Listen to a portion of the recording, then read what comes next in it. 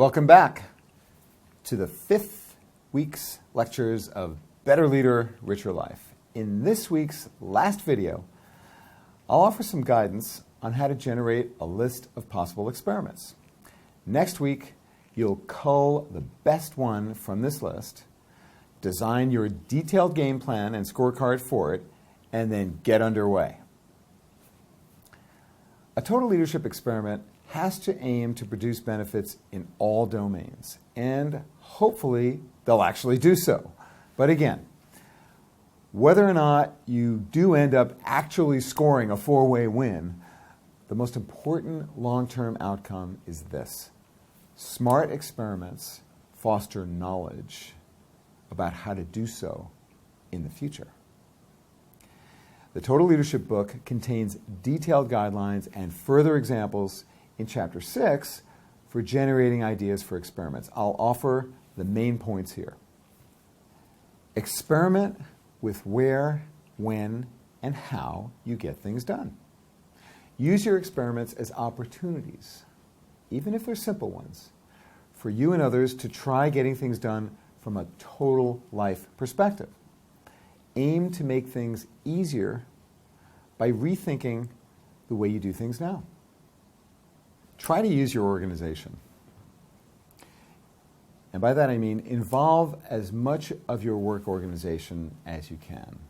Of course, if you don't go to an office, or if you're between jobs or in school, if you work at home, think about this suggestion in a way that is relevant and fits for your situation. While an experiment might affect people beyond your immediate circle, focus your action on what you can influence, what you can control. Enlist people, enlist your stakeholders.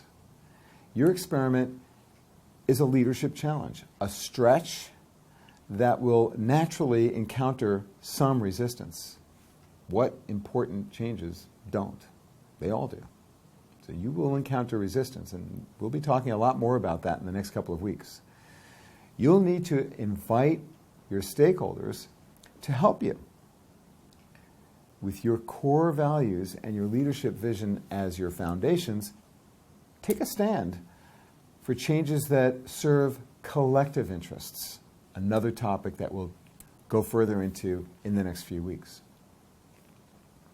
Manage boundaries to focus better and to pay attention to the people and things that matter. In gaining a more refined picture of the expectations surrounding you, you've probably realized that the time you spend is not the same as the attention you devote to other people and activities. To focus attention intelligently is to manage the shifting, ever more permeable boundaries between the different parts of your life. Sometimes opening the boundaries to merge domains will allow you to better focus on what's worthwhile for you. You might conduct an experiment that combines domains, bringing activities from different parts of your life together. Exercising with your spouse combines your self and home domains. Inviting coworkers to your home for a dinner you've decided to cook for them. That combines your work, your home, and your self domains.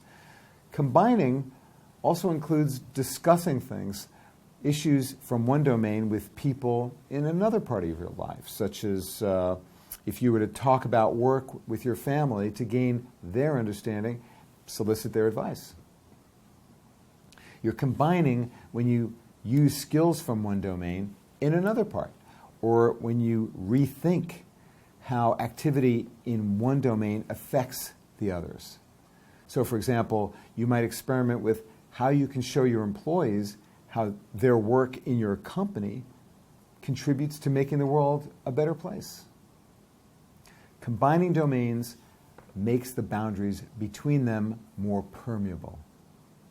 On the other hand, experiments that aim to segment domains encourage people and activities from different parts of your life to remain separate so that you can focus better.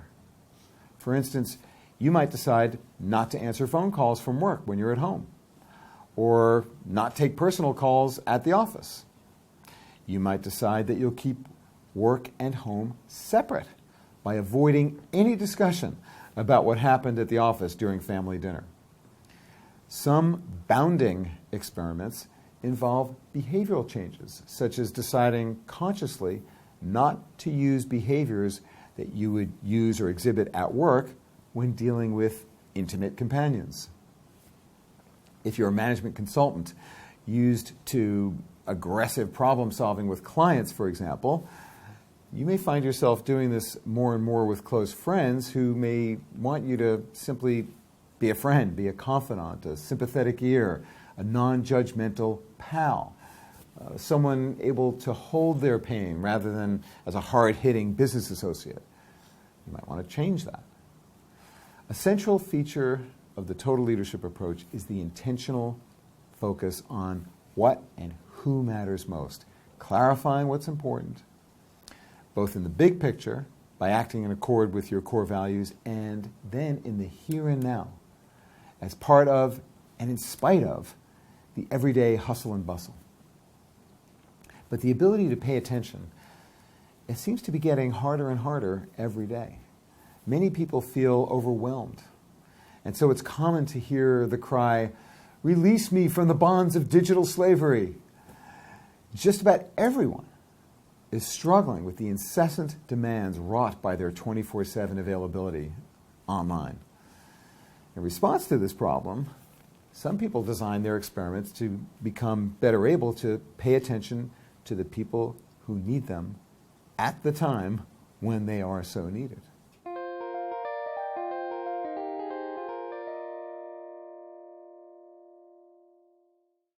Start by brainstorming, just listing ideas that come to mind. In light of what you've learned from everything you've done in our course so far, what could you try now that would produce some benefit for each of your 4 domains? What can you do now in your real world during a trial period of just the next few weeks? Don't worry about obstacles, at least for now. We'll get to those next week. For now, just open your mind to what's possible. And then, in this week's assignment, compose a list of as many ideas as you can, describing what you would do for each experiment in a sentence or 2. Take your time to gather up a pocket full of prospects. And keep this question in mind as you create your list of possibilities. How will your experiment result in your being a better leader and having a richer life? Okay, let's briefly review the main points of what we covered in this week's lecture.